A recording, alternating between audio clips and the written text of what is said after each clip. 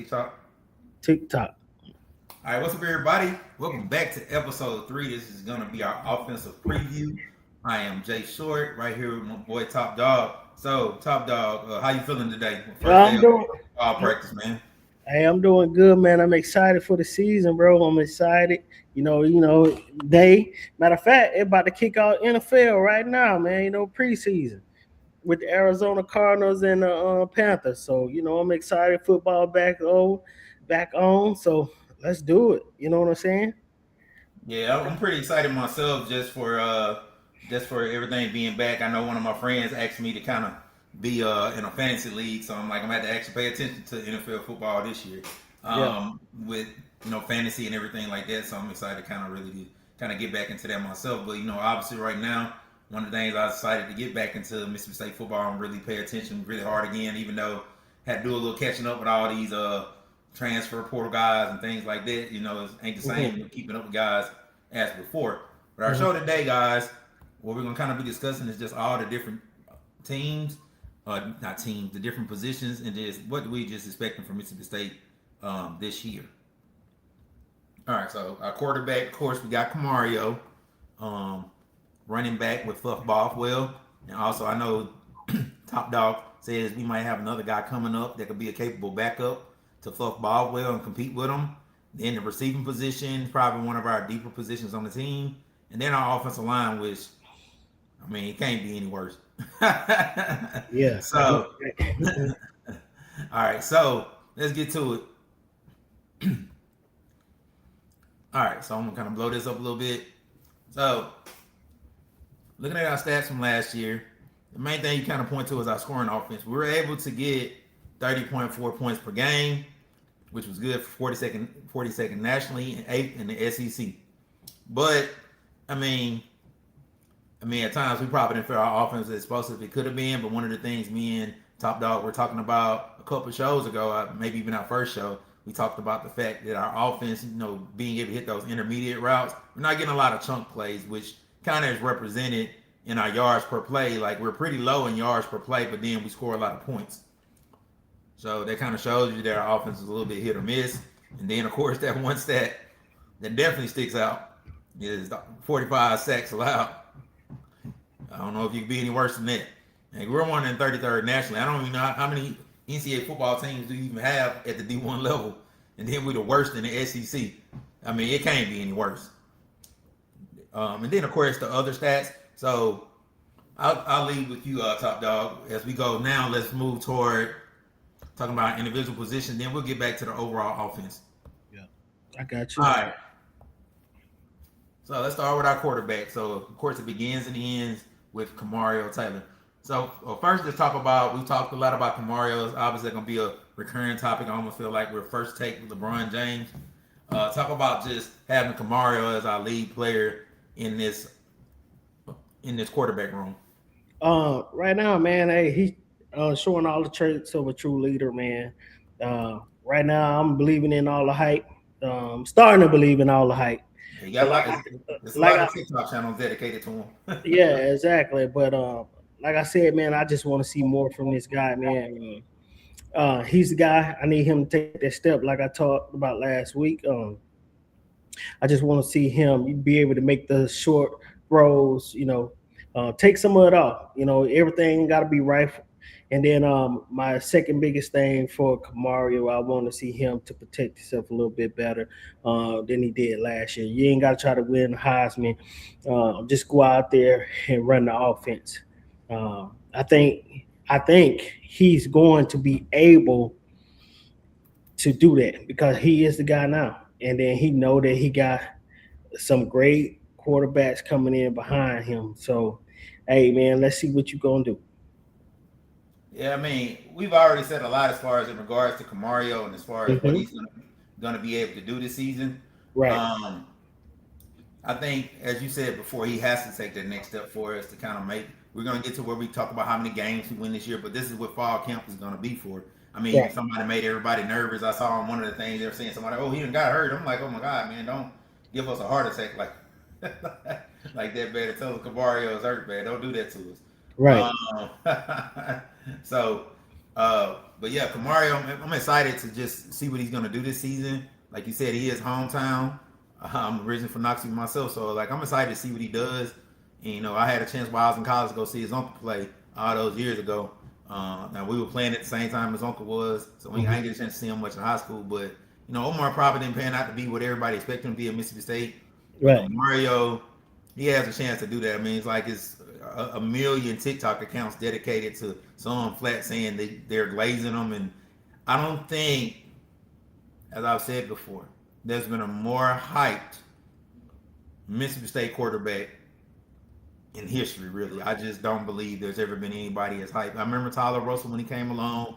A lot of people was hyped about his potential, but a Yeah. lot of it wasn't based off his actual play on the field in college. Right.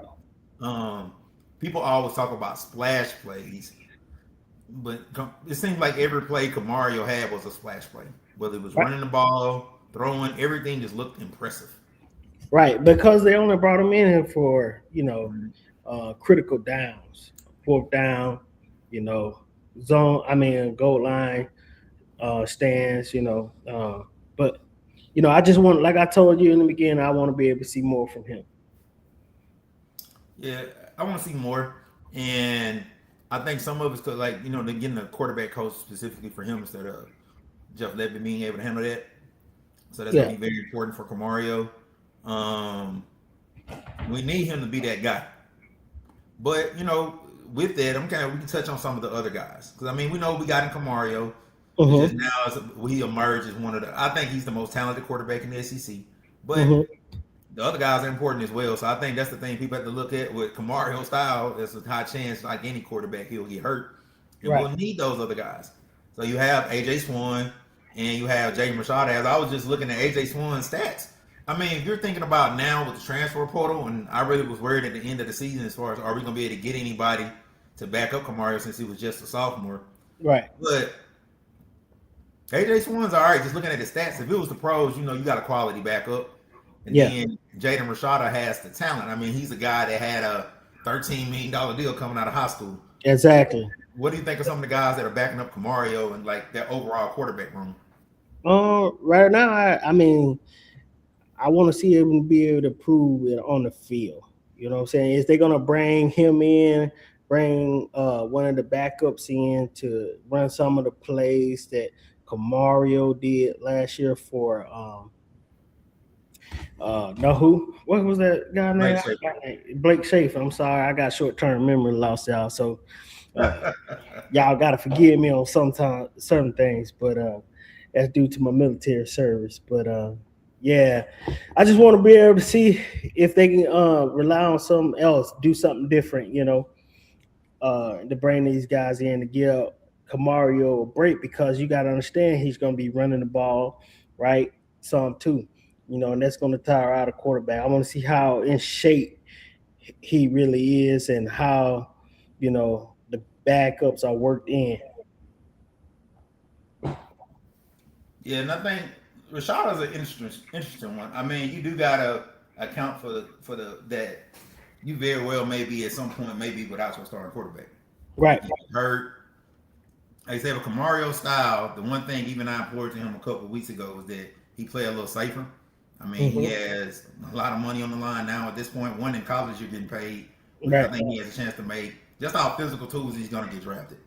Right. I don't think this is a Chris Ruff because I mean, one thing people don't know, like obviously I was a big Chris Ruff fan when he played for Mississippi State, and I think he is one of the guys that doesn't probably get the flowers he truly deserves. I mean, he Ole Miss 3 times. He was pretty good at Mississippi Yeah, State. he was pretty good. I give Ruffles flowers. I mean, who was the better quarterback? We got plenty of time to talk about that, but or in the off season, but he was definitely one of the guys that led the way because you got to understand, man. He was what one play away from beating Cam Newton in 2010. You know what I'm saying? Don't get me So started on that one play away, bro. And uh, so, yeah, trust me, I remember that particular game. And and that's I the mean, thing is, but Ralph had a big arm. mm-hmm, Like Kamara's, their arms are comfortable. Like I think Kamara got a little more like fluidity to it. And Chris Ruff, because people focus so much on his running, they probably didn't understand that his mm-hmm. arm was freakishly strong. He just didn't learn how to control it. I think Kamario has a little more control. Right. with that ball. I still think he needs a quality quarterback coach Mm-hmm. and being able to throw those intermediate routes. But it's not really his fault. One, our offense isn't designed for that. If you look at our points per game total, you can Mm-hmm. almost kind of tell that's part of the problem. Right. That our offense is really built for hit or miss. Like you got them deep balls to a Brennan Thompson or Anthony Evans. You got those type of plays. A lot of our stuff was splash plays. I actually didn't realize we were that good in the red zone. It didn't seem that way last year. So that was the thing there. But at the same time, I think like that quarterback position is going to be very key. But there's some pieces to support it. It's just like those other guys being able to support those intermediate routes, having those tight ends, having those other guys. I don't even know if we got a lot of receivers that are really built for that. We got a lot of small guys, although we got a couple big receivers. Most of our guys are smaller, Right. speed guys. And I know we're going to get to one I know you're very hype on, Yeah. incoming freshman in a minute. But Right. yeah, that quarterback position is very key, but people shouldn't stop at just Kamario because your quarterback can get hurt. And Right. you got to think about it used to say on that movie, the program, is your quarterback good enough to get a 2-game split? Right. Like if we're in a tough situation, can that guy come in? And here's the thing: you want to get those guys experience when we play those weaker teams, like that first Mm-hmm. game of the season. Yeah. Mario needs to be out by halftime. Right. I want to see him out in the first quarter. To be honest with you. But I think since he hadn't played a lot, I Well, think hold on. Let me rephrase. I want him, to have the game in control, which I know is going to be in control by the first quarter. hmm and I think we're gonna come out firing that way. I Mm-hmm. mean, that's the thing. I just want to see Kamara play more reps and manage the game. Mm-hmm. That's the main thing. Like I think, you got the Tom Brady's that are goats, but even a Patrick Mahomes, they won a Super Bowl. Patrick Mahomes only threw 27 touchdowns. It was a Exactly. tough year for quarterbacks that year. You gotta learn how to manage the game. That is part of it. Like managing everybody's emotions. Mm-hmm. Like don't give people a scare on every play. You don't always have to make a play. Right. I mean, in a sense, yes, but you don't always. Sometimes it's better to step out of bounds. Sometimes it's better to live the fight another day type stuff. So you don't Yeah. always have to make a play. Of course, the whole adage of from the program as well. Don't try to win the Heisman on every throw. All Right. right, but we got at the quarterback position, but I think some of these other positions are going to be a bit more of a question mark because Right. one got started. Right. Okay, let's get to the running back position. Oh So man. maybe I had it a little off as far as the starter. Yeah. But I'm not starter to backup. But Mm-hmm. right now we have slated Fluff Bothwell. Maybe I need to flip it. Apparently, Colin Wilson is our 2, and then you Yeah. have Xavier Gayton. Um, Right. so, I, so I'll leave this one out. So of course, what we want to see now. Of course, you got Fluff Bothwell. Mm-hmm. Honestly, if I'm being real with you, I don't even really think he's a great fit for this offense. What? Um, I don't think he's a true fit. No, I'm saying he's a good player. Mm-hmm. His offense ain't really built. He's an eye back. He's built for more like Alabama's offense was under Saban. He's a true eye back or a single back in a particular system. So he's not really truly built for this system, but he's obviously a tremendous running back. He can Right. catch the ball out the backfield. I think he probably hit 1,000 last year. One, he was rotating, then he got hurt. Yeah. He was averaging about 4.8 yards a carry. He dipped a little bit coming from South Alabama, but he was Mhm. at South Alabama. Yeah. So I expect a big season this year if he stays healthy. Truth be told, with Kamario at quarterback, that's going to open him up. It is very similar to a Lamar Jackson and a Derrick Henry being together. Now I'm not saying he Derrick Henry, but having a great running quarterback is going to make life a little easier for him. Yeah. Uh, and so if he stays healthy, even if we're rotating just like he did with that Davin Booth last Devon Booth last year, Mm-hmm. I think he can definitely get 1,000 yards easy. Yeah. Fluff, man, he started off the season strong though. You know what I'm Yeah. saying? He was running real good until that Texas, man, even in the Texas A&M game. Until he got hurt, he was running the ball pretty well. After that injury, he kind of, that's any injury, man. It's lingering injury through the season, man. He wasn't able to truly bounce back after that injury. But if you go through the first 4 games, man, up until that injury, man, Fluff Bothwell was he was off the chain, man. Hard nosed runner. He reminded me of myself, man, back in the day. Hard nosed runner, you know, straight just getting it. You know what I'm saying? So I expect him to go back to that first 4 game run. You know what I'm saying? So all the hype is around him. So far coming in from spring camp up until fall camp, which started today. I'm expecting big things out of Colin Wilson, man. I heard. I ain't telling you what I know. I'm telling you what I heard. It might be wrong, might be false, man. But I heard, man, this is one of the greatest backs in the SEC right now that's been riding the pine. So I hoping that the hype is real. You know what I'm saying? I want to see how this guy does, man. I'm excited. You know, uh, I want to see how this guy do, man. I hope he, be able to fulfill the role. They said he's like another. They give he gives the presence of a what's his name? What was the running back we had in 2010? Josh Robinson type? No, No, not no, Robinson. no, no, no, no. His name was Big Ballard? not a Vic Ballard, but the other one behind him. Perkins? Yeah, they give him a remnants of Perkins. You know what I'm saying? And Booby. You know what I'm saying? They say he run hard nose like him coming through there, man. So hey, I'm excited to see him. You know what I'm saying? I want to see what Like, he why can they do. play him last? I'm like, why they play him last year? Running back ain't I one of mean, those. you had Booth and you had Guyton. You know what I'm saying? For a freshman, they got to come into himself. They said this guy really uh lived the weight room. He built his body into a true SEC running back. I was like, wow, for real? So that what you got online right now ain't a true testament of what you actually see out on the field. And you know that, shoot, man, they had me at 205 pounds when I was 165 pounds in high school. You know what I'm saying? So I already know how they do the stats when it comes to playing football. I was 6'1", 190.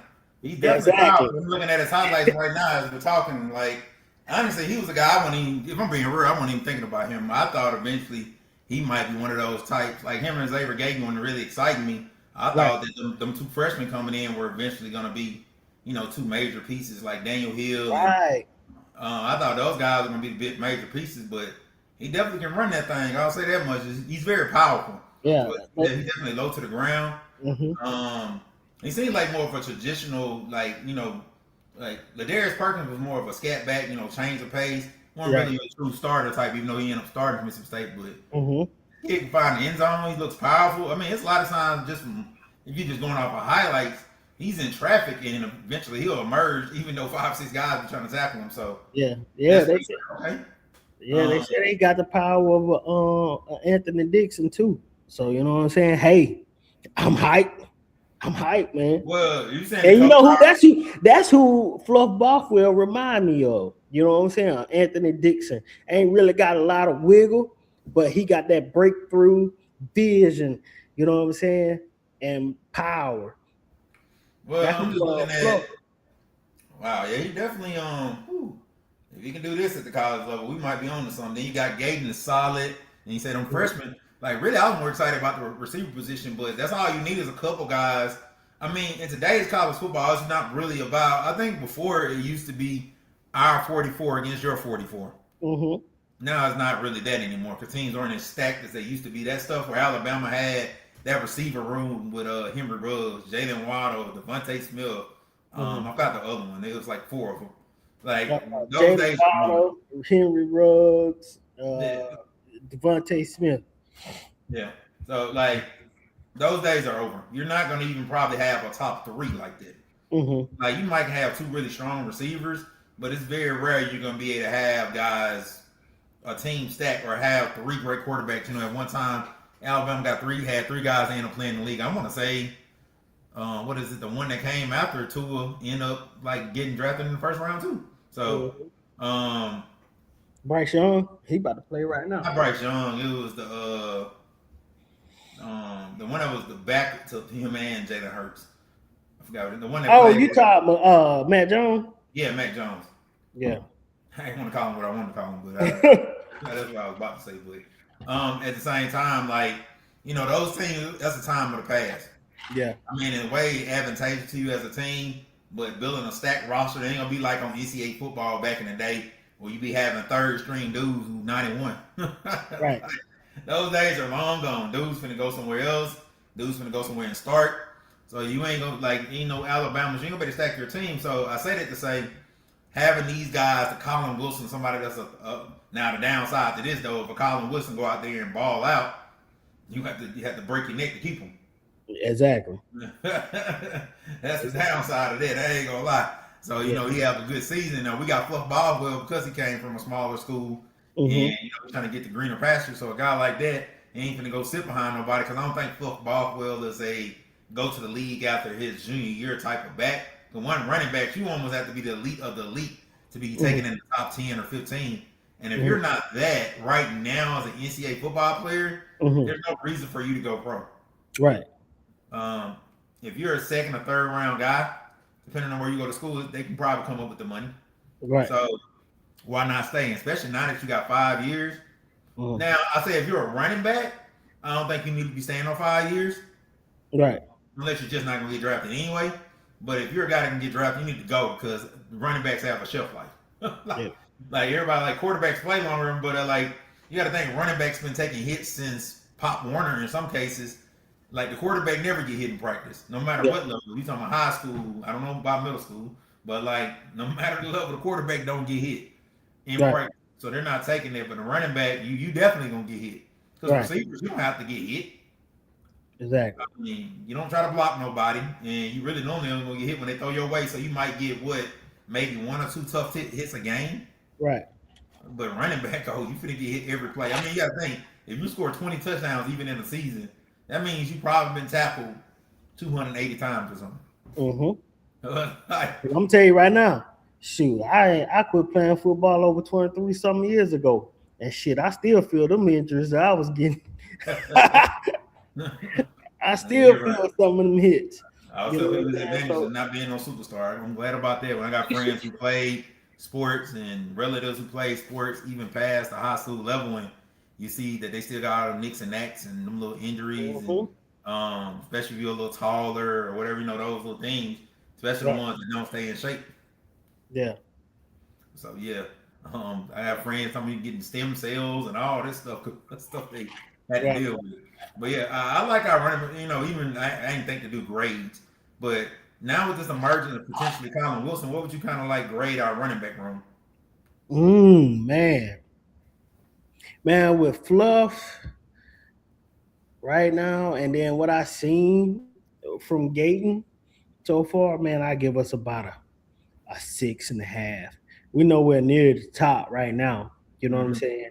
But running back, you can't really judge our running backs right now because our offensive line been so terrible over the last 3 years. You know what I'm saying? Because he was able to run the ball well with that horrid offensive line. Yeah. You got to be able to, be able to run the ball. You need to block somebody for at least 2-3 seconds. We couldn't even do that last year. So can we really, after the Tennessee game, we couldn't really tell what Fluff and half of the Texas A&M game, we couldn't really tell what he was really going to be. You know what I'm saying? And Booth, he did what he could, but hey, behind that terrible line, man, he just couldn't, he wasn't as good as he was his first season with State. You know what I'm saying? So, because you could say, hey, well, Booth was the better running back 2 years ago. You know what I'm saying? And with that line, man, if we don't show no improvement with that line, bruh, it's gonna be it's hard. It'll be hard not to improve. Right. So that's what I'm saying. And like I've been explaining to you for some years now, man. We can't really tell until we get some elite offensive linemen, man. We just ain't had that since a Cross. Charles Cross, he was since Cross been there, and Gabe, what's his name? Gabe Jackson, all those guys. Yeah, all them guys, man. We ain't had that on the offensive line. I think we'll get to that in the offensive line preview, but I think that what we lack as far as at that position of having that elite left tackle, we haven't. I mean, when I was in college, we had Mike Brown. Then we had our friend's little brother, Derek Sherrod, was there for about 3 years. Exactly. A first round guy. Yeah. So I can't give a true opinion on the running backs right now. I Mm. just can't. You know what I'm saying? I just can't give a true opinion on our running back core because our line has been so terrible. I mean, we've lacked that, like I said, lacked that left tackle. Mm-hmm. I think that balances out your line. Like if you got a strong left tackle, it kind of makes things easier for all the other guys. Right. So we haven't had a lot of elite guys at that position. So that's one thing that has really hurt. Because one, that's Right. your pass blocking right there. Normally, if you got a good left tackle, everything else gonna flow when it comes to pass blocking.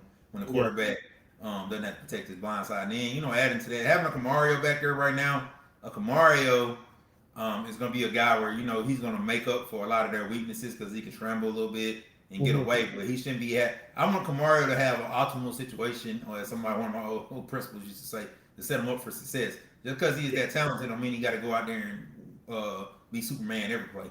He Right. should be able to have time in the pocket to throw the ball because we need him to make it through the whole season because he's gonna have a target on his back because people know if he goes down, I won't say there goes the season, but it's probably gonna hurt us a little bit. Right. So like I would rate us pretty as a 7. I think we stack up essentially with Fluff Bothwell. I would Let put me him against most of the running backs in the SEC okay, so let me ask you this question, right? You're giving us a 7 and why? because 7. The way I look at it, I'm thinking more teacher. That's grade level. That's where Mm-hmm. you're comfortable to the rest of the SEC. I think we are. When you got Fluff Bothwell, if you just went off of your top back, and especially since this offense isn't built off of running in the Mm-hmm. first place, you throw in Kamario. We stack up like who's an elite back in the SEC right now that Kamario isn't at least not Kamario. Fluff I got Bothwell isn't I too got a comfortable with. guy that should be on Mississippi State, but he's not. Ahmad Hari. Why he's not on state? I don't know why. Mm, That's the number one running back in the league right now. mm, Why he ain't at state? He a Mississippi guy from the area. You mm. know what I'm saying? And I can tell you right now, Fluff ain't nowhere near him. Nowhere near it. I don't know if he's had a chance to show it. I mean, I think he was showing it early in the season, but it's like he Mm-hmm. ain't had a full year. Like I said, having Kamari quarterback is going to open up things. Mm-hmm. Our RPO should be deadly this year. Yeah. And like I said, if this kid, Colin Wilson, is good as you say, they're saying he is, or the fact that, I don't say Moorhead, Levy, I keep on calling him that, has him as the number 2 back already without even going through fall count, he Right. might be on something. But like I Yeah. said, having that quarterback running back duo, that's going to produce a lot of yards coming out of the backfield. So I would give him a solid 7 Okay. right now. All All right. right, so all right, let's get to the probably one of our deeper positions in my opinion. Um, okay, wide receiver and tight end. Mm-hmm. All right, so we got a lot of players to discuss. All right, Mm-hmm. so our starter is going to be Anthony Evans the third. I saw Mm-hmm. somewhere they're saying that Francisco McGee is actually projected to start over Aiden Williams, and then Mm-hmm. you have Marquise Johnson who's replacing Brennan Thompson. So let's just start with our starters. What do you think of like right now? If those three going to the season right now with those 3 guys as our starters? Man. Shoot, man. I had everything I wanted to say, man, but right now, hey, the focus is on Anthony Evans, man. He showed a lot of flashes. He still showed a lot of flashes. Um, after going back watch some of the games, he did have a lot of drops. Right? Can he shoot up some of those drops that he had in critical plays? You know what I'm saying? Yeah, of course, he was overshadowed by Brandon Thompson, but he did have a lot of throws that he could have turned into something, but he just dropped the ball. Um, San Francisco McGee, he showed out in the Wake Forest game. I get to him on that. Mm-hmm. Marquise Johnson, I went back and watched the Kansas and Mizzou game, man, and he had a lot of drops in that. So right now, that kind of going back, me going back and you know and evaluating not the highlight plays, but actually what he did on the field in that game. I don't know if he was overshadowed by Coleman,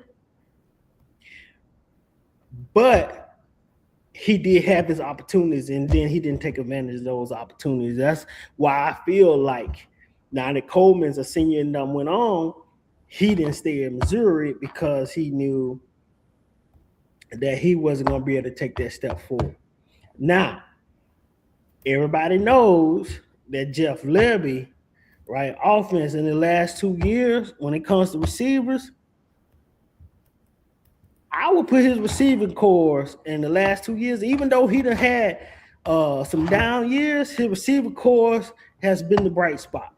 You know what I'm saying? I'll put them among the best. You know what I'm saying? This right now, our receiver core is our highlight, and it's been our highlight for a minute. So just kind of piggyback what you're saying, like our overall receiving core, like I was saying the other week, Jeff Levy's offense, I think receivers are to his offense what quarterbacks are to like Leach's offense. They're gonna be successful because if he doesn't have to recruit the most talented guy, like not all speed guys are superstars. right. But you recruit a Marquise Johnson, a Zion Reagans, Anthony Evans III. Like Anthony Evans, I could tell he struggled in Georgia's offense, but they're more traditional power. Like a guy of his style doesn't fit in their offense, but he's perfect for ours. So I think you're always going to be able to plug and play. So one, we're always going to be able to get points because guys are going to want to come play in this offense. Right. Now my question is, does that translate into guys doing well in big games against highly talented teams? Yeah. That is the question that I have. Because right now you're looking at you got Anthony Evans and Marquise Johnson as two of your starting receivers, even though one of them is hot, they small. But here's the thing, though. I don't think Marquise Johnson, and this might be a hot take. You know what I'm saying? Listen to me. It might be a hot take, but I think Zion Reagans is going to be the next Braden Thomas and our Thompson in our offense because guess what?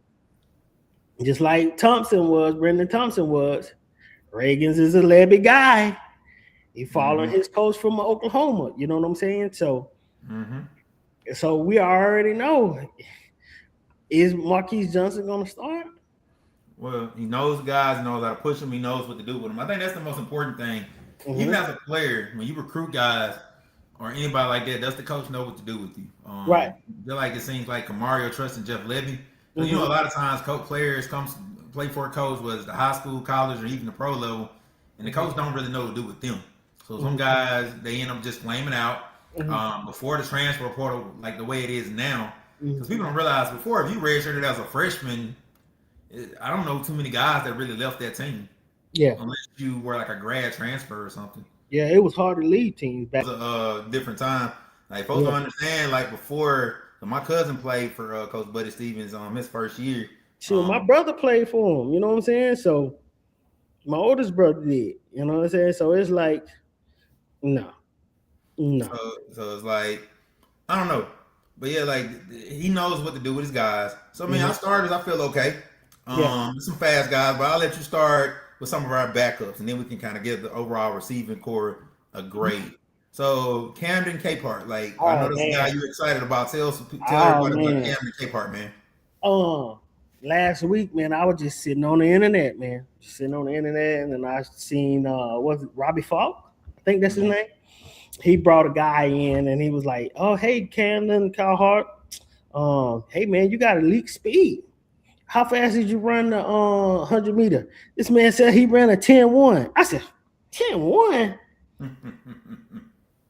Bro, I don't want to let the cat out the bag right now. But I want to see this boy run. To be honest, I've been watching him all weekend run. Even though it was 3A, but in Texas, and you running 10-1 in Texas, you know how many elite athletes is in Texas, in the great state of Texas? Yeah. Listen, I'm not racist. I ran track for a long time. When I was in high school, I rolled up against a white boy. I already knew he would defeat it. I already knew that. When we walked on that, well, I know this guy beat. You know what I'm saying? At least I won't come in last. I ain't trying to say that. But I seen the tape of this guy, and I was don't want to get into what happened to your brother when he talked like that. Yes. I was blown away about this guy. This dude is fast. When I say fast, but my only question is, can he catch? But with elite speed, track speed like that, why you ain't in the Olympics? You know what I'm saying? I don't think. Yeah, I mean, this is a guy like looking at like just going back looking at his highlight tapes. All I was thinking of is out the backfield because a lot of our guys, Zion Reagans, Mm-hmm. Anthony Evans, all those speed guys, they're not Mm-hmm. really people you're gonna get a ball out the backfield to. Mm-hmm. He's that type of receiver. And Dude, I that think dude. if they find a way to use that in this offense, whether it's reverses, putting them in the backfield, because I mean, you put them in the backfield with Kamario, with Fluff, or potentially a Colin Wilson. You put them in the backfield, man, running that zone read where you can go one way or another with the guys, Right. getting direct snaps. I think he's one. I don't know if they're planning to use him in that way. Yeah. He's a smaller receiver like the rest of them, but he's a little more running back like. So I think a role he can kind of find is maybe being that guy that we get a ball out the backfield, return kicks, return punts. I don't know if they're going to put him in that role, Right. but he does look that type of fast. So it's, Yeah. you can use him, and now it's no point to redshirt him. You get him a role.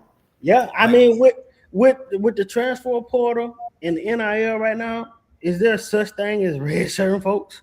You got to put them on the field. Well, it's effectively the red shirt is gone now because guys got 5 to play 5. So it's no.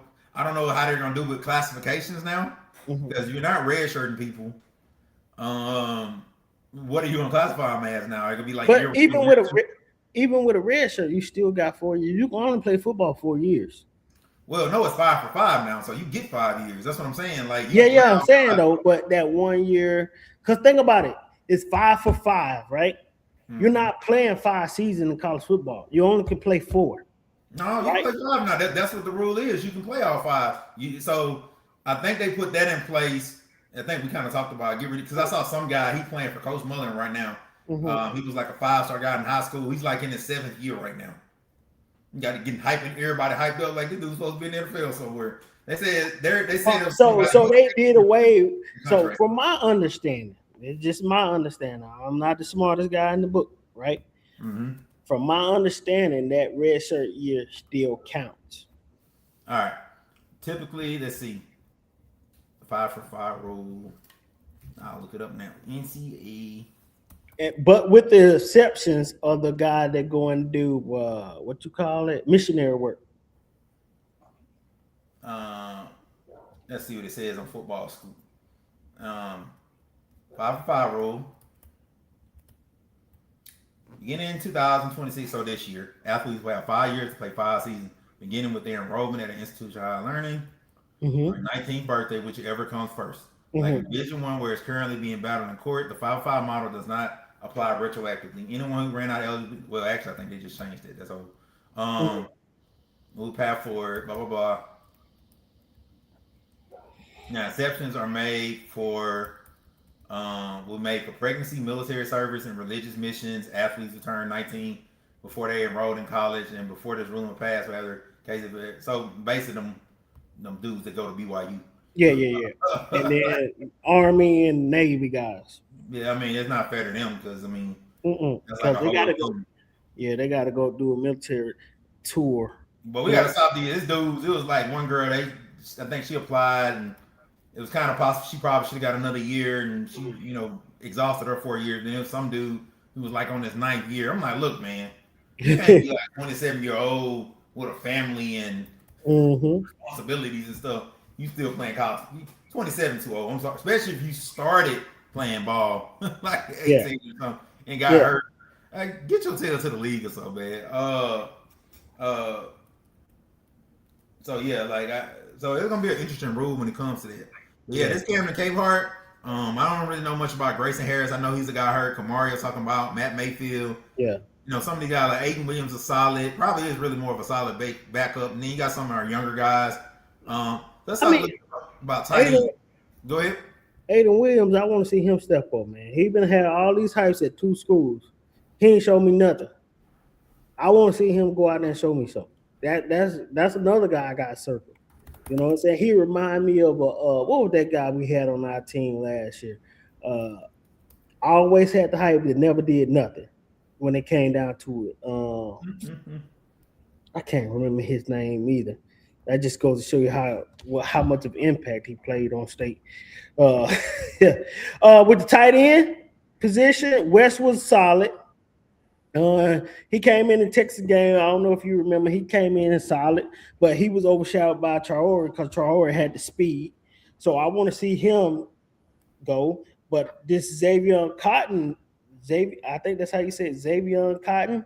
Mhm. He got all the hype, 6'4", 200 something pounds. You know what I'm saying? Tight end. He's like that jump ball threat. I'm like matter of fact, he might be the same height as Duranye Wilson, if I can remember correctly. But does he have the speed? Well, in high school, he was a guy that flexed out. I mean, we Mm-hmm. hadn't really had a tight end that was really like that. The only guy I remember, as far as in the past, really, you just take the Mullen era. Mm-hmm. You probably had like a Marcus Johnson. Mm-hmm. I think that's his name. Malcolm Johnson, excuse me. Michael Johnson, Yeah, yeah. he was that type of guy. Green had some potential like that. He kind of had some versatility, but he had a lot of injury issues. So he more like a Donald Lee type. Yeah, I think he's so tall though. Like Mm-hmm. he's a guy once guys you got to really see if guys can keep that speed when they start sucking up weight though. Yeah. So I think that's the thing you got to kind of look at. Mm-hmm. But for Sam West, I think he's kind of like a placeholder type of guy. Raleigh Williams is I mean, solid. he was solid, man. He was a solid guy, man. He's thick guy. Made some good catches in the Texas game. You know, in the Tennessee game, he showed up a little bit. He flashed. Excuse me, he flashed Mhm. in the Texas game. Yeah, we had a good starting So, tight end last year in Sadu Trior. I think yeah, him and Troy was good, Pippen man. didn't really click like that. I think. Yeah, he was good, man. I Troy was good. I get him that. You know, that's why he with the Dolphins right now. So Well, and that was the thing. I think they always felt he potentially was a lead guy, but I yeah, think him and Shapen didn't really click like that. But yeah. if you look at, I think Zayon Cotton is that type. He'll come in and play kind of toward the end of the year. He'll get a lot in the mix. Kind of the games where we kind of run away from somebody or kind of get the lead. Mm-hmm. But I think by the end of the season, he could be a guy. I don't think he'll start as a freshman. He's the type that starts as a sophomore. I mean, hopefully he is the type that can start as a freshman. But I think he's the type you get him in here, he gets in the mix. The Riley Williams and Sam West are solid. But I mean, we hadn't had a lot of elite tight ends. We've had a couple of go to the But league. It's been solid, but we hadn't had a lot of elite guys anyway. yeah, but Levy like those twitchy guys at tight end too. You know what I'm saying? And Cotton supposedly had that twitch about it. You know what I'm saying? So Even though don't be surprised. our red zone numbers weren't too bad, Mm-hmm. um, I would like to see us improve in that area. Like I said, having Kamari as quarterback is going to improve that because you can just zone read people to death. Mm-hmm. Fluff being healthy. Mm-hmm. I want us having an outside three because really Mm-hmm. our receivers are useless for the most part within 20 yards. Right. So having a Zayon Cotton, having a San Francisco McGee step up, being able to throw a fade route to somebody.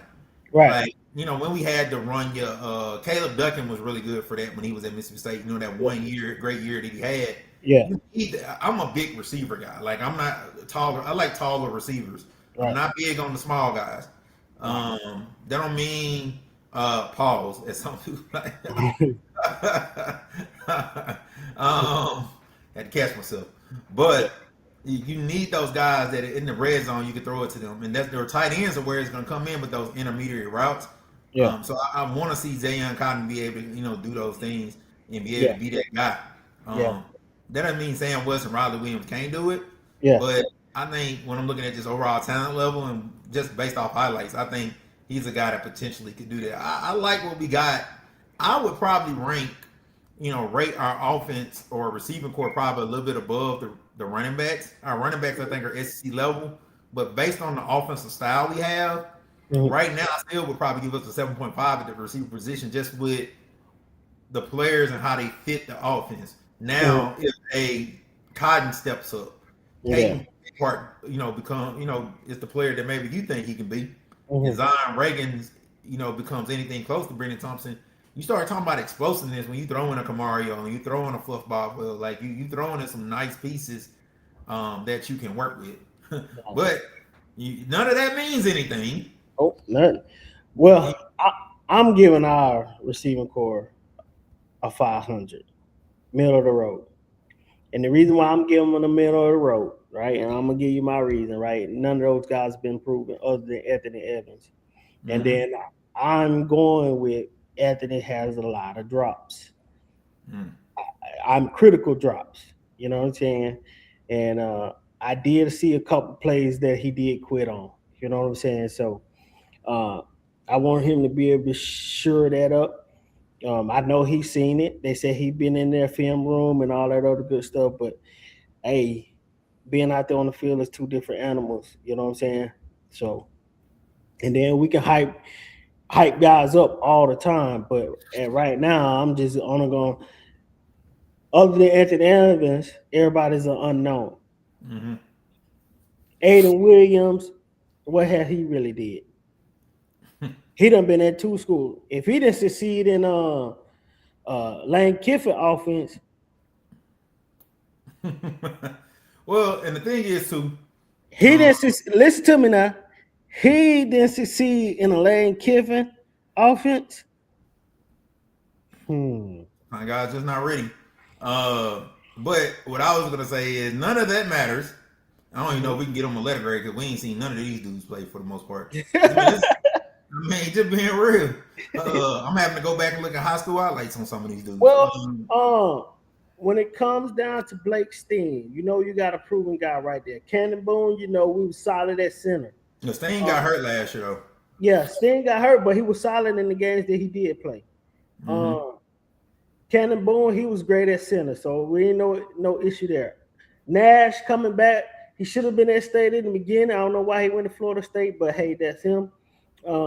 Chester, proven guy from LSU, man. So how quick will he be able to pick up the offense? Who knows? You know what I'm saying? Who knows?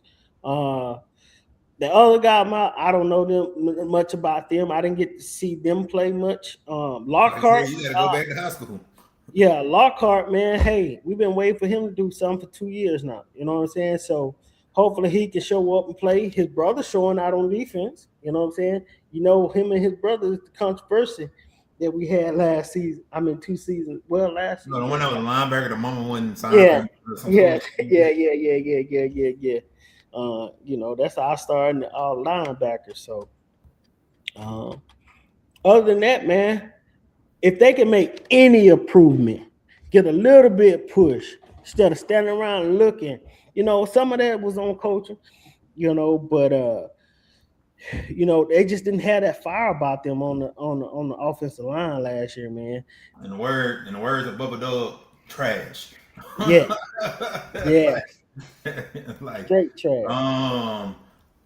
Yeah, I mean, offensive line, we can't really call it right now. Like I said, I'm going to give it incomplete because I don't know nothing about any of them except for, like, you know, the guys we know they're proven, like Cannon Boone and Blake Steen.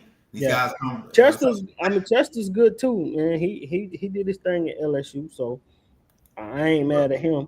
But the rest of them, I'm intrigued by Miles McVay because I was listening to one of the other guys and they were saying that he's projected right now to be our left tackle. They have him listed as a guard, but they do have him listed as a guard tackle. Even looking at his high school highlights, they had him at right tackle. I'm like, what make you think he's gonna be a left tackle? Our quarterback not left-handed, so it's like, if anything, I can look off of just his raw size. He looked just a little overweight, so I don't know if they got him in the weight room. He started losing weight. And, you know, he's able to move a little better. So I'm gonna try to see what the coaches are talking about putting him on the left side. You trusting the guy to be your left tackle, that's saying a lot. Because a lot of people were projecting Jaheim Shumpert Perkins to be the guy, but they're saying he's gonna play the right side. You know, with him and Steen. If anything, you're looking like you at least got enough talent there to have a good 2 deep. Right. And you want to have at least 7 or 8 guys. And the one thing I like about our offensive line, if say those guys turn out to be as good as we hope they will be, or they turn out to be pretty good, most of them returning. You're only losing Cannon Boone. What if a Mario Nash turns out to be pretty good? You got most of your line. I think our team is setting up pretty well for. I don't believe this our year, in my opinion, unless you know things can change. I think 27 our year. I don't think because you're looking at how the roster's stacking up. We maybe can get guys. The roster's stacking up the right way for 27. Yeah. I'm not losing many starters. You got a quarterback coming into his own. I'm assuming we keep everybody. That's what is really setting up even with the offensive line. But we still got to wait to see what they do. They gave up 45 sacks last year. They can't be worse. They literally worse than the SEC. They can't be worse. If they're like 10th in the SEC, with what else we got in some of these other positions, you're probably talking about an offense that's definitely a lot more explosive than it already was. I mean, we're 42nd in offense and scoring points. Imagine if we got an offensive line that our quarterback ain't got to make all these amazing plays versus Ole Miss. So you ain't got to do all that because you got people who can block. Yeah. So I think almost they're the most key player on the team. Like you Yeah. got a Mario Taylor, you got um okay I was like comments, but but yeah, it's this is the most important position. So a guy like your left tackle is your most important position. You know you Mhm. got a center that's going to help a Kamario along at that center position with experience. Yeah. And then you have guys that can protect. And like really, our guard is going to be the most important piece to us being Yeah. able to run football. Yeah. Um, I think we're gonna have a pretty strong offense. So I mean, the offense line is gonna be important, but I can't give them a grade. I don't know what they're gonna be. Right. Exactly. And I'm trusting in the Levy, man. You know what? I know I've been hard on Levy. This year, man, I'm trusting in him, man. Because he have improved in my eyes. He don't won me over so far. That might change in a couple weeks, in a month or so. But right now, man, I'm starting to trust in him. He said that he have 6 guys that he can roll out there right now, and he will be able to compete and go a long way throughout the season. I'm He trying to said remember he this. had that. Levy is part of his background being an offensive line coach or something. I'm trying to remember. Yeah, he was the offensive line. Him and what's the guy name? Lou Holt. Holt. What's his name? Holt. Uh, the guy from Colorado. Yeah, low Yeah, hope. yeah. Him and them was on the same team or whatever. So they got experience. But I'm trusting in him. He said he has the best team that he done had in his 3 years here. He said they way ahead of schedule. You know what I'm saying?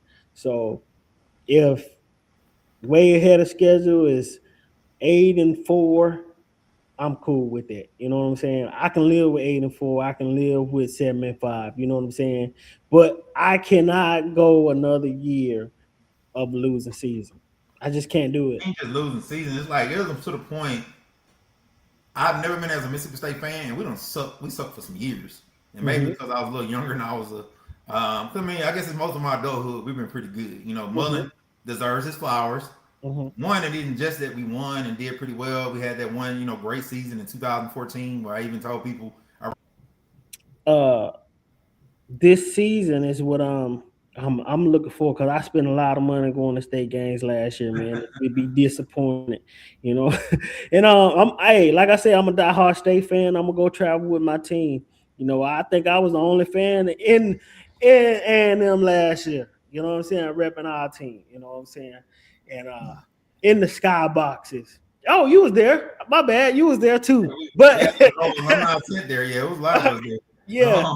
Yeah, we Uh, had an alumni tent there last year. I remember I Yeah, had to walk but around we 800 was yards. overshadowing 100,000 plus stadium. You know what I'm saying? So, uh, um, but I'm looking forward to it, man.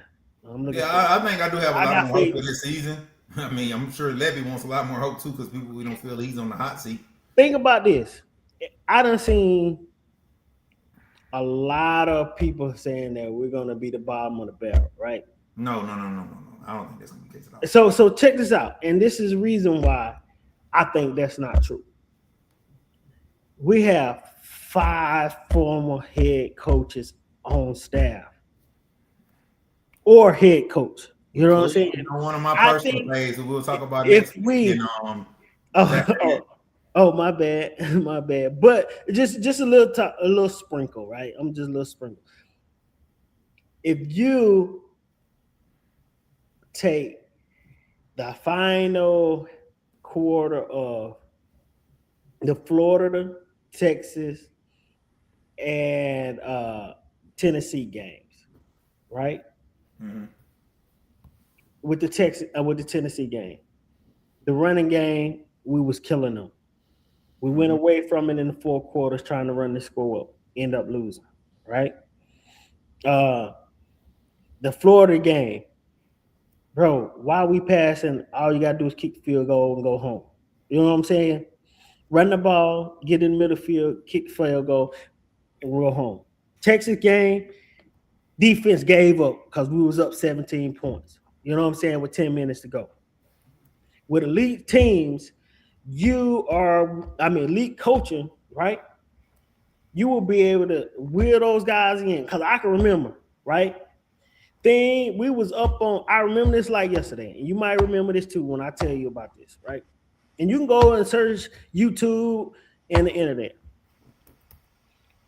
We had Auburn dead to rights. We was freaking going off, blowing them out. In typical Mississippi State fashion, what do? We was already celebrating before we got the victory, right?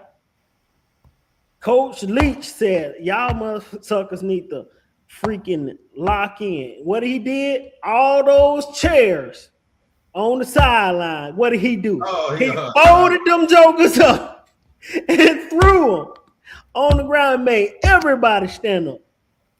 From the coaches to the players, everybody had to stand up. And guess what? If he wouldn't have done that, we would have lost that Auburn game to a backup coach, man. Their coach had already been fired. Oh, was that the one they had? Cadillac Williams was the coach or something? Yeah. You remember when he did that? Yeah. That's what I'm saying.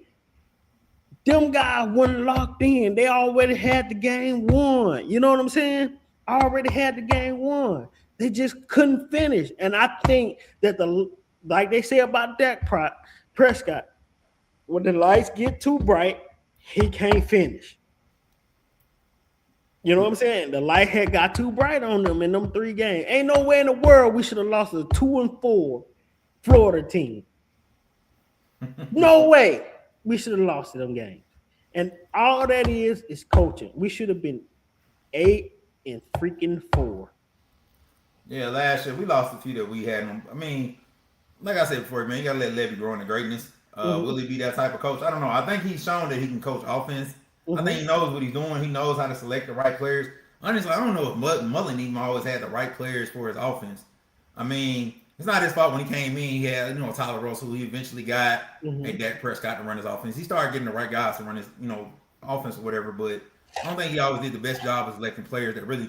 Did we ever really have that? I mean, Percy Harvin is a different beast, but did we ever have that guy that was like a receiver / running back type? Yeah, we had Javion Lewis.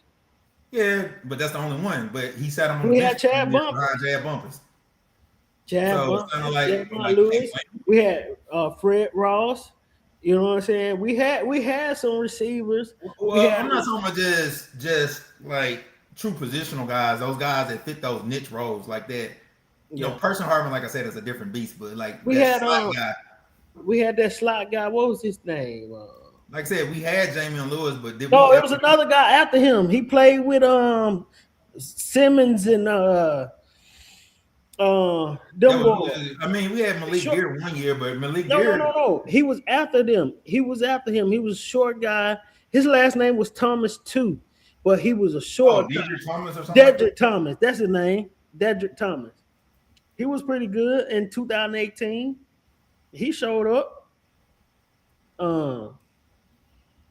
We had some talent, bro. Like, well, it's not that we didn't have talent, but having those guys, being able to recruit that guy that truly fits that position. I'm not saying obviously our offense was good or whatever, but I didn't think Mullen did a good enough job of recruiting for his offense. I feel Levy knows how to do that. So recruiting for your offense don't always mean you get the most talented guy, but you do enough to make sure that thing runs. And because you're not gonna get elite guys all the time, that's why they're elite. So it's like, can you get guys that are just gonna fit your offense? But see, that goes back to recruiting, man. I don't like me personally, right? For the last 3 years, right? Other than Mario Craver, right? Everybody's been a transporter.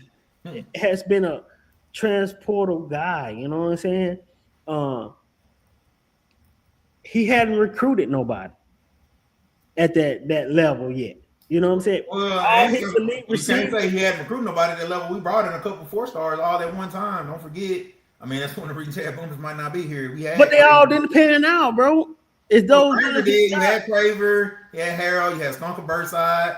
That's why I said they didn't pan out. Like I said, other than Craver, who else been good? Well, like I said, that might be a reason Chad Bumpers not here. So it's like, you supposed to got 4. You got to hit on those guys. You cannot bring in 4-stars nowhere. But you can get that in Alabama or a couple schools, but if you get a 4-star guy, they better hit. Yeah, but that's when you go back to coaching. You know what I'm saying? You got a 4-star. Come on, bro. You know how it is. Them 4 stars don't mean nothing when they come out there. Man, them guys would be a 4-star at what? Why not? Why no? What's East Webster or something like that, or Hamilton High School. You know what I'm saying? Yeah, I'm 4-star from Hamilton High School. No shade on Hamilton players out there this year, but come on, man, them guys ain't playing in no league ball. You know what I'm saying? Mhm. They ain't playing Louisville. They ain't playing West Point. They ain't playing Knoxville County. They ain't playing Tupelo. You know what I'm saying? No, they ain't playing no teams like that. Come on, now you go out there. I say Stonker did, but he was more of a defensive player in Starkville than he Well, was. truth be told, some of the better players normally come from those smaller schools, though. But I get you're all right, so it's hard to judge some of them. Some of our better talent, typically, honestly, the bigger schools, Knoxville normally, their players normally show up at the college level. West Point, not so much. Starkville, yeah, Case couple. of, case of point, right? South Panola has been great for how many years now? Mm-hmm. South Panola been great. How many elite receivers or elite players that them panned out from that school? Well, That you they know, normally name. do well. They normally do well until they get in trouble. Yeah, but just saying, how many of them pan out? Well, they don't. You know what I'm saying? It ain't because of talent. It ain't because they. And like I said, what I've seen of a lot of South Panola players, they typically are good enough. We had one in Derek McGee's. I went to state with him. He was pretty good. He ended up, not panning out the NFL level. He didn't do that, but he was pretty good at Mississippi State. Probably my best memory of Mississippi State from him returning the punt. Yeah, The Coach 0-8 season. But South Panola guys typically just get in trouble. So I never look at it for them as like, I was a big Nicholas Browser fan. I was hoping he came to state, and it was at one point it was looking like we were going to get him and Pat Patterson, and neither one of them panned out. But I thought we were going to get both of them. I was hyped at that time yeah. because I was a big Nicholas Browser fan. Like, they were saying him before. Travis Hunter doing what he doing. Nicholas Browser was a guy in high school. Mm-hmm. You know what I'm saying? He just didn't pan out at the college level. Just dudes be having issues. So South Panola has not produced at that level At all. Our At bigger all. schools, like I said, have not produced like that. You got to think other than Knoxville. The GTA is where a lot of the bigger, especially considering Mississippi State, the GTA, Columbus. The only thing they've ever had is Collin Hill, and we grew up right down the street from them, and they ain't never produced Wait, nothing. I don't care who listens. man. We had Tyson Lee. We had I mean, we had I mean, what old boy that went to Alabama, but he his younger brother went to state. He put AJ Brown them out in the playoff. What was that boy name? No, he was before AJ Brown. on a consistent basis. Like that's all I'm saying. Like, Yeah. and Tyson, like we have a lot of family ties and things like that. But like, being real, he even like in this current era. We had the GTA had the greatest wide receiver that ever to play NFL football. I don't consider Crawford as part of the GTA. In my It opinion. is. What are you talking about? It's on the other side of Columbus. Knoxville's not even the GTA. Knoxville ain't, but Crawford, like in Crawford between, is. is really like a little hold town in the middle. It is though. Yeah, like It is. It's part of GTA. It's the last city to be in GTA. To be honest, I'm not gonna let GTA claim Jerry Rice. I'm not gonna do it. I can't do it. I can't do it. That's one thing you want to say. West Lowndes, of course, can claim Clarence Weatherspoon or something like that. But I'm not gonna let the GTA claim Jerry Rice. I'm not. Now we had why? It's in the city limits, right or wrong. It is. It's closer to Columbus than it is Knoxville. But they're not GTA because Knoxville not even the GTA. The GTA is one city. I know Knoxville ain't, but West Lowndes is. West Lowndes is Crawford. Crawford is West Lowndes. I guess, man. You can't do it. I ain't gonna let my goat be claimed by no GTA. But like I said, like the overall GTA, like I got a lot of people. My brother-in-law's from West Point. A lot of my homies from West Point. They haven't produced a lot of. You got Aries Williams. Justin Cobb was good until he had some troubles. But West Point hadn't really produced. Even they got the latest kid, KD Daniels, hadn't did it at the college level. So they hadn't produced. Our old football coach went there. Yeah. That hurt. Went there and won multiple state championships, but Yeah. like they hadn't produced. Starfield High overall, they've done okay. You got Willie Gay, you got AJ Brown, but on a consistent basis, You- has Starville even produced high level talent?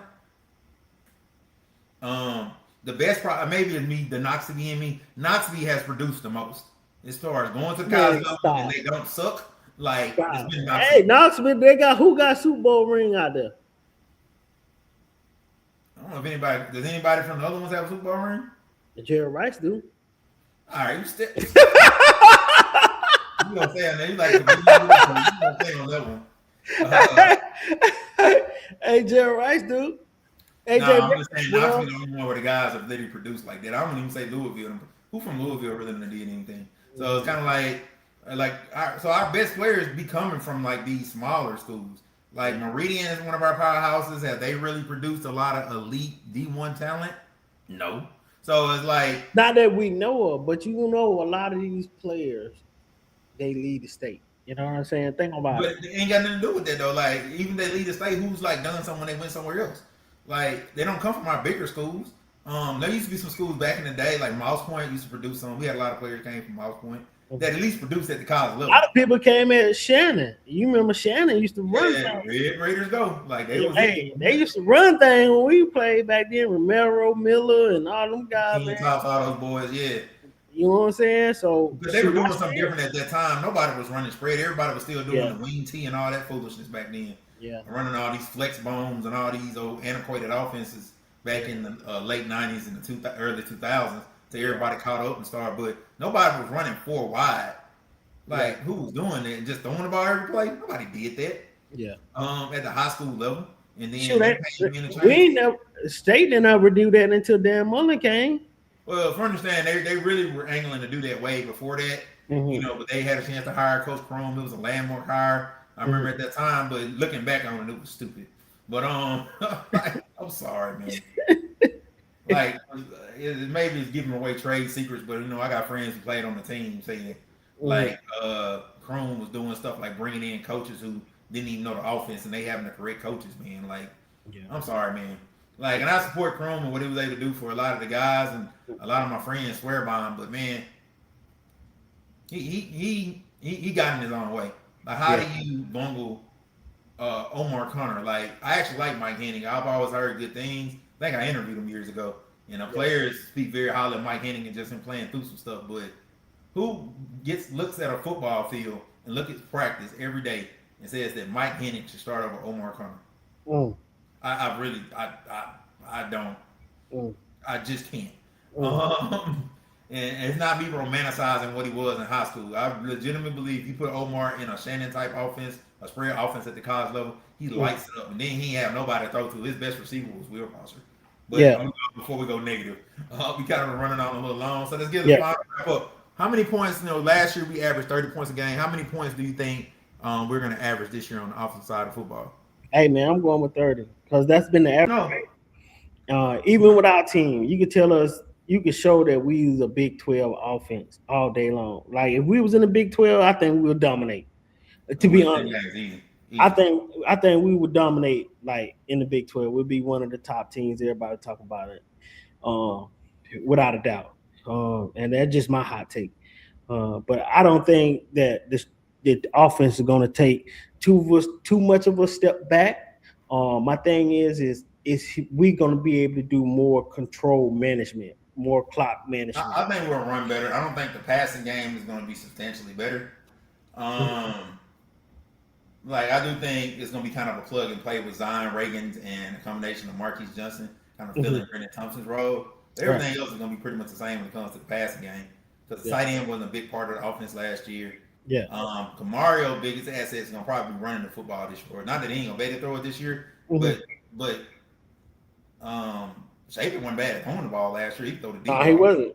That wasn't his issue. Like he was accurate in all those things. So I think where Kamario, like I said, Kamario play like Kamario Taylor is an equalizer.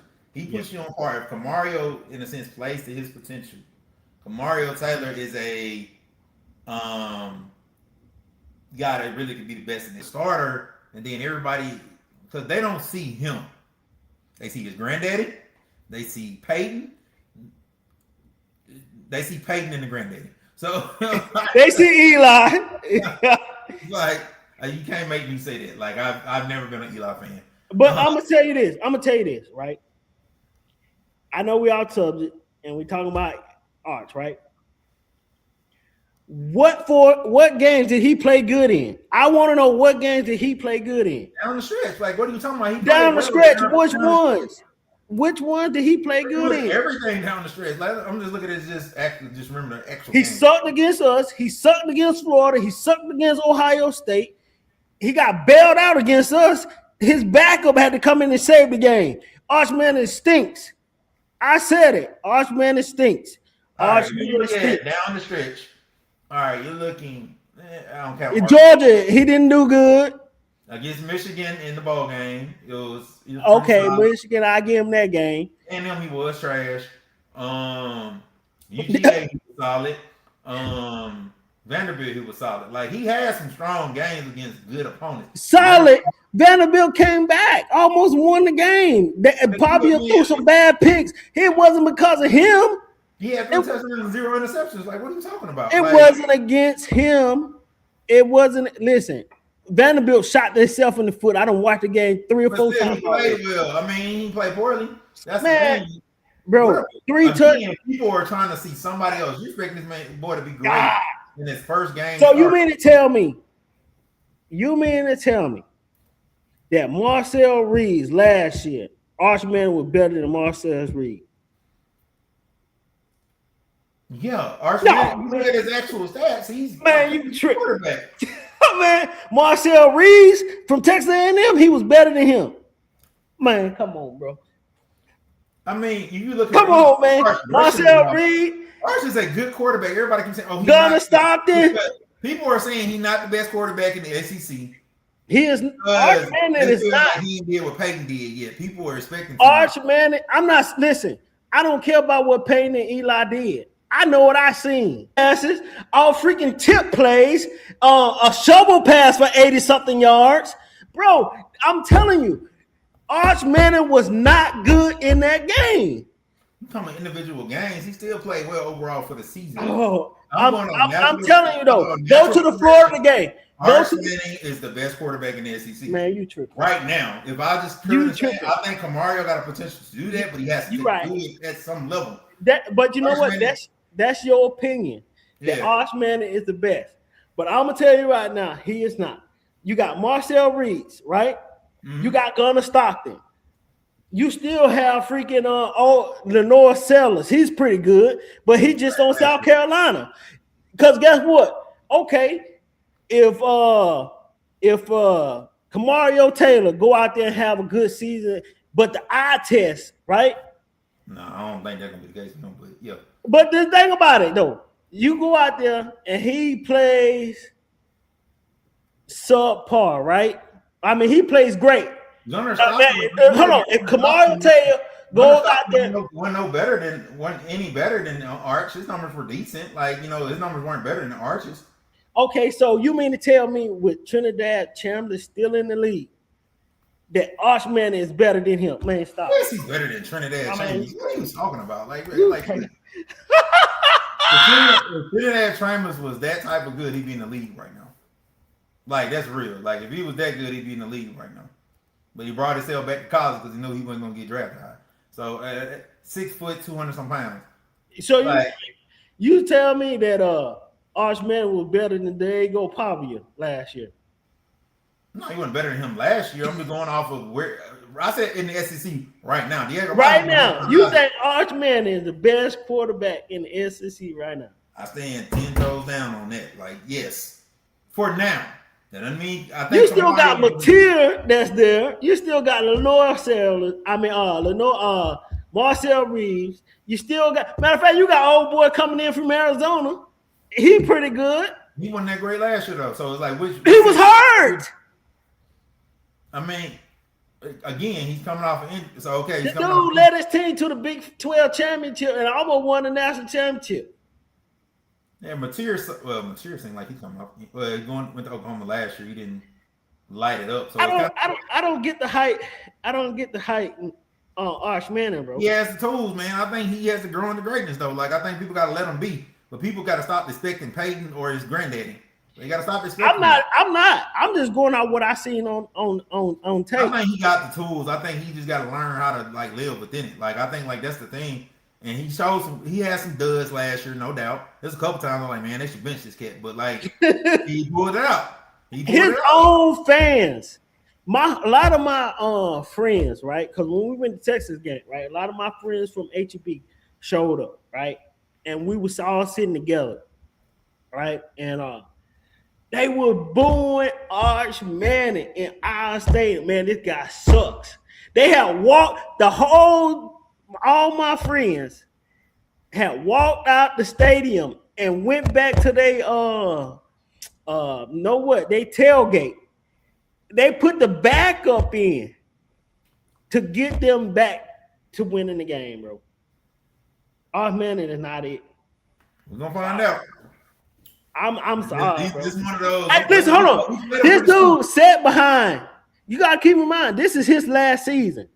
Yeah, the dude got one more after this year, but he sat on the bench for 2 years, bro. Behind he didn't sit. I think that's so overstated. Don't forget, even though I don't include if he was a Peyton